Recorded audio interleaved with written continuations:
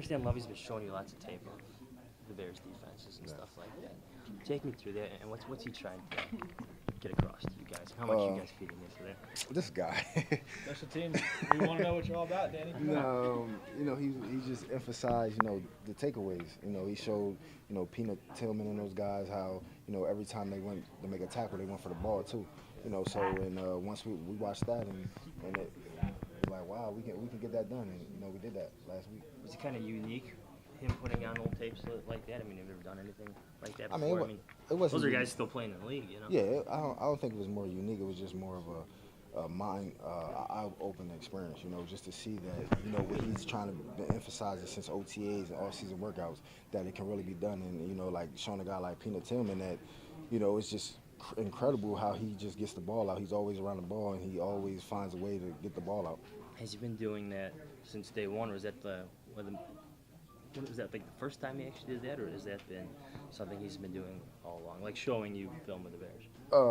Yeah, it was the first time he actually did it, but our linebacker coach always shows us film from, back when Coach at with the Chicago Bears, and we watched the linebackers in our linebacker room, and, different schemes that it's the same scheme, but how they played it and things like that.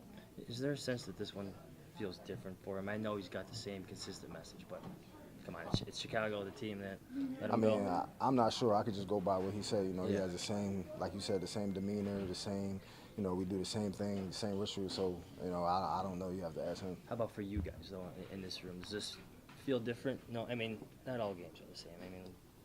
They try to be the same, but this is the Bears' former team. Is there a sense we want to get this one for him? You want to get them all, and that he coached there. I think it put kind of more emphasis on it, but it's another game, and this is the NFL. You try to win them all, so it's not. You don't put more emphasis on one game than the other. You just come out and try to win the game. They're calling it the Lovey Bowl in Chicago. Hey, we'll be there. Thanks, yeah, no problem.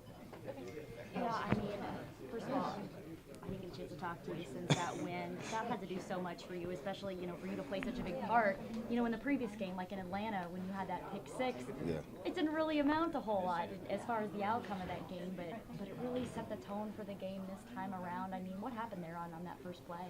I was dropping back in coverage. I read the quarterback, and, Coach Shea run to the ball, and good things happen. That's what I was doing. I ran to the ball, and the ball popped up, and I called it. And, it seemed to me like this was you guys' most complete performance as a defense. Pass rush was really moving as a unit.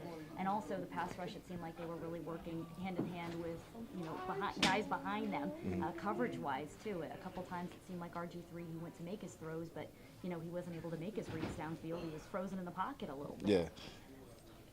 Yeah, it was, like you said, a complete performance. Once you got guys up front, like we have that put a pass rush on a quarterback like that and don't give him time to throw the ball and things like that, he makes bad decisions, and that's what he did. And, on the back end, we were able to capitalize on those bad decisions. And, I had to tip my hats off to our D-line because, going in and getting 6 sacks like that, they started it and they kept it going the whole game and it kept pressure on, and he wasn't able to set his feet, and, it made it easier for us on the back end.